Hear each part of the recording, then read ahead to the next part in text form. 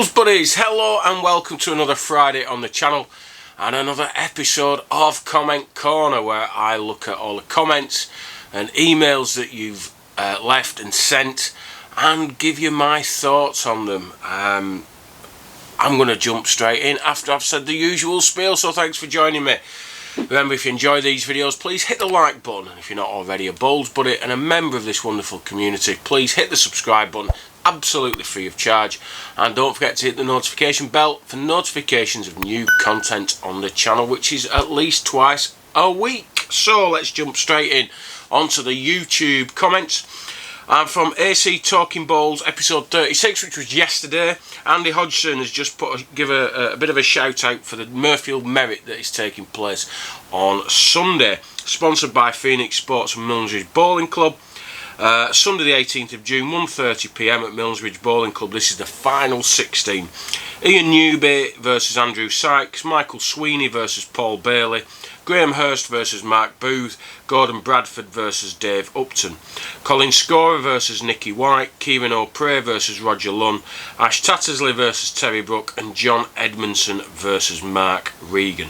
So if you've not a lot on Sunday, I haven't, but I am playing actually.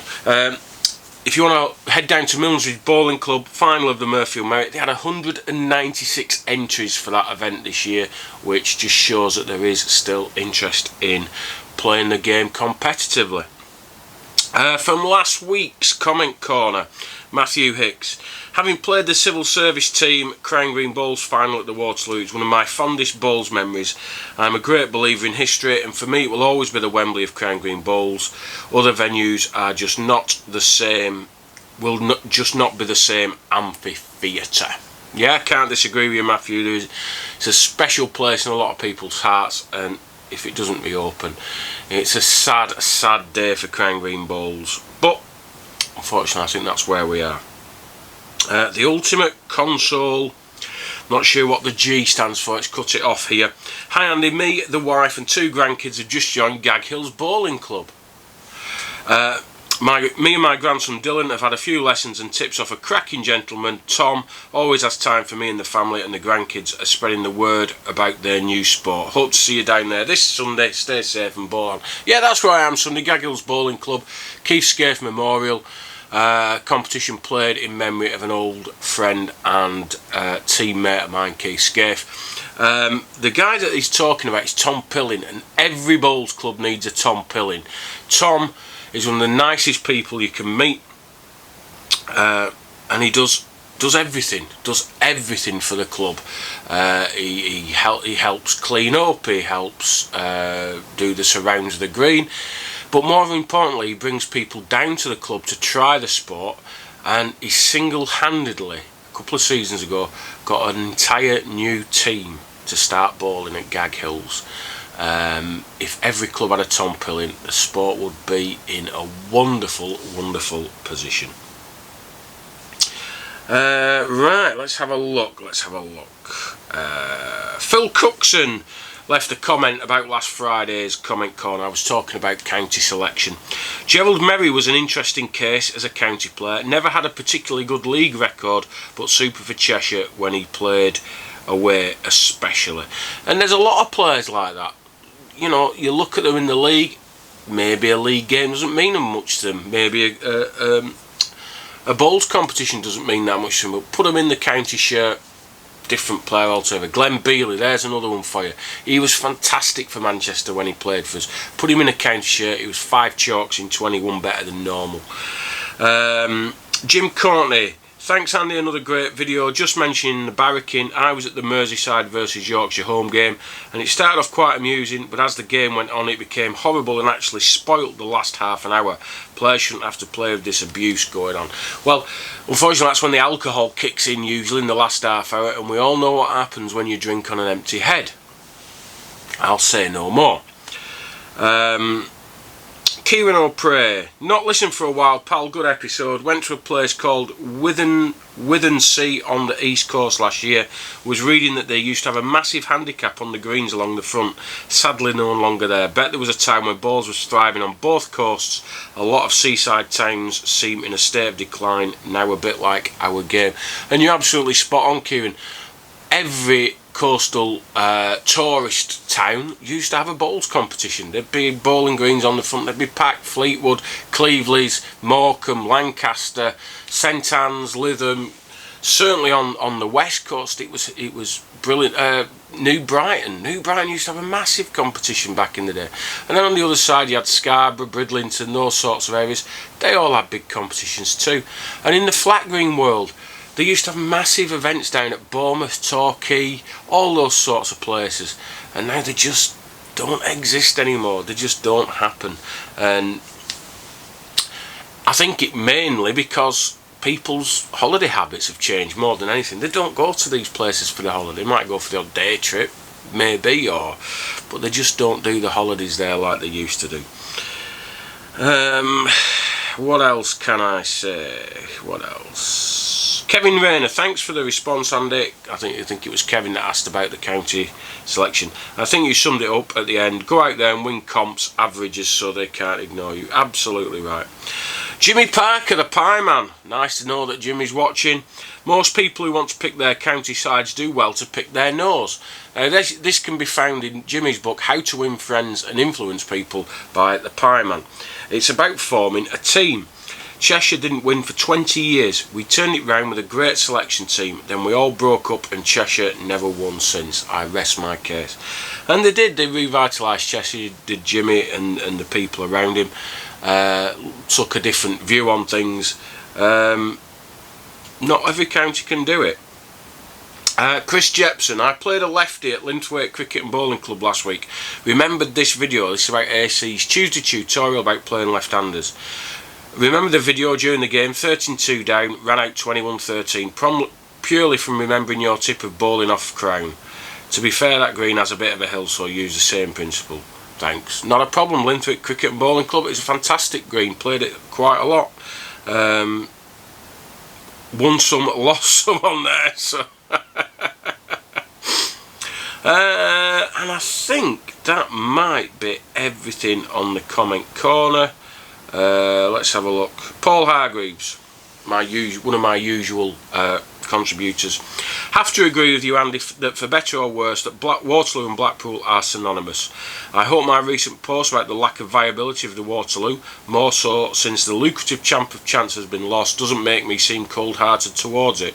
I supported final days until the bitter end and really like the concentration on one game, which is rarely seen in comps, leagues or county matches. Gary Ellis is a magician on the bowling green, but even he wouldn't be able to recreate the halcyon days of the late 80s. Brian Duncan was at his absolute peak and a sellout crowd watched with excitement and enthusiasm etched on their faces. What's that saying about the past being a foreign country? Paul, absolutely correct. I don't even think the most ardent fan of the Waterloo, the most optimistic person would ever imagine that we'd get back to the days of the 80s and even the 90s. But I think unless somebody else comes forward with the investment, it's dead in the water, unfortunately. And yeah, Champ of Champs moving. Well, Champ of Champs isn't happening, is it, this year? So, like a lot of things. I think that's the main problem. Where do you get the income from? Where do you find the income to keep the place going? People have suggested running one-day competitions, and when they've actually looked into it, done the maths, they lose money running one-day competitions. It brings nothing in because people don't spend money. People bring their own food and drink and things like that. People wander off when they've lost. They don't bother staying. They don't bother buying a programme. They don't. You've got to get people spending. Nearly every person that comes through that gate has to be spending at least a tenner, but it's not going to happen. So I think that's that as far as the Waterloo is concerned, unfortunately. Fingers crossed something happens, but you know, you've got to be a realist.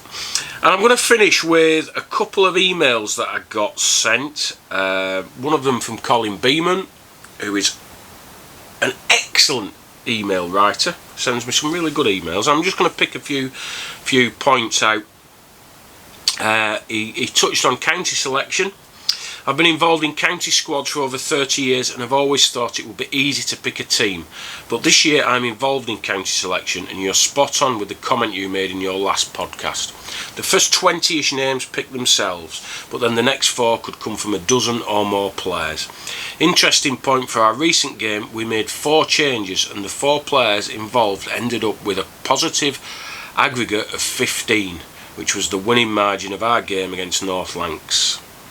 Yeah, hurts that one, Colin. I wish you hadn't made the changes, but no, fair play. You're a good county side and you certainly deserved a win that day. And then he also touched upon the Waterloo. Can't agree more with the points you made about the history and importance of the Waterloo, but times have changed and I think the sport of Crown Green Bowls does not generate the support or crowds like they did in the 70s and 80s that a venue of this size needs. This has resulted in the gradual decline of the venue. As you said, Heaton Park is not the answer, but not sure where is. Yeah, I think you've summed up my thoughts, you've summed up lots of people's thoughts there. It's one of those imponderables. What is the answer? Like you say, renting Heaton Park for big events. Possibly not the answer. Well, it's definitely not the answer in my opinion, but we'll see next Saturday, I guess, week of Saturday, when they've got the first British Crown Green event there. We'll see what the crowds are like, see how people like it, see how the greens are like. That'll be very interesting. I might just have to pop along. Anthony Lewin, young lad from over in Merseyside, sent me a video and I'll put a little clip of it now, actually, courtesy of Mick Burns. Railway Classic.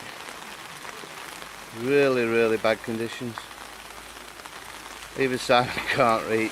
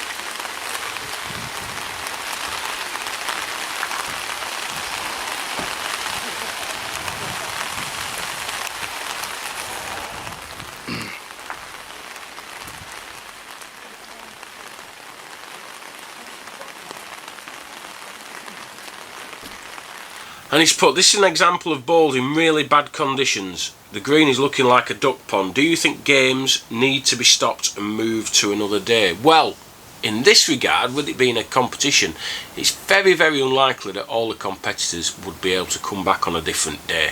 Really unlikely. It's happened to me a few times where it's been so bad that the organiser said, look, let's find another date, and we've sat down and we haven't been able to find one, so we've just ended up having to play it. League games, I would think, would never be played in these conditions. County games might be, depends. They used to have a rule where if you started at one venue you had to play at the other. I don't know if that's still in place. I don't think it is. And they would, the referees, I know from our game with Shropshire the other week, there was concerns about health and safety, people slipping, people having balls thrown at them because they're trying to cob and that sort of thing. So there is a likelihood that a county game wouldn't be played either in those conditions. But competition bowling, you have to be prepared to play in all weathers and have the ability to adapt, and that's what makes good players great players. You look at people like Gary Ellis, superb in those conditions, superb. Callum is as well. Willie's got a beautiful wet green delivery, and it's a real art form. It's a real art form, and for those of you who have never bowled in these conditions, next time it's chucking it down and the green's puddled up. try and find a green that's open, try and find a green that will let you on, and have a go at the cobbing technique of just lifting them for those first couple of yards. If you haven't done it before, you really will need to practice it. You can't send them, you can't just send them through the water. It does not work. You have to bounce them. I used to spend hours practicing on my own on Edgeside Park, and you come off and you look back at the green, it looks like somebody's dug it up, but then you go back the next day and it looks absolutely immaculate again, because grass is pretty tough stuff, really. But yeah, it might not look very pleasant, but I really enjoy playing in those conditions, because a lot of players just can't do it, and I know that I can. And believe me, if you can't reach 40 yards in those conditions, that's where you're going if you play somebody who knows you've got a weakness there. Anyway, guys, I'm going to leave it there because I've got loads to do. I'm going away to Southport for the night. That's nice. I'm going to play Richmond tomorrow evening. So I'll say goodbye. Please leave your comments if you've any questions, if you've any messages, anything you want me to read out, anything you want me to talk about. Leave a comment, send me an email, get in touch with me on Facebook, all that sort of thing, and I will read it and I will talk about it next week. So have a great weekend. Stay safe, enjoy yourself on the greens though, and I'll see you next Wednesday, possibly Monday if I can find something to do. I want to do a Bowler's World Archives, but unfortunately I've had to give my iPad back to work, so it's difficult without the iPad. But I'll see what I can do. So I'll say bye for now. Stay safe. See you soon.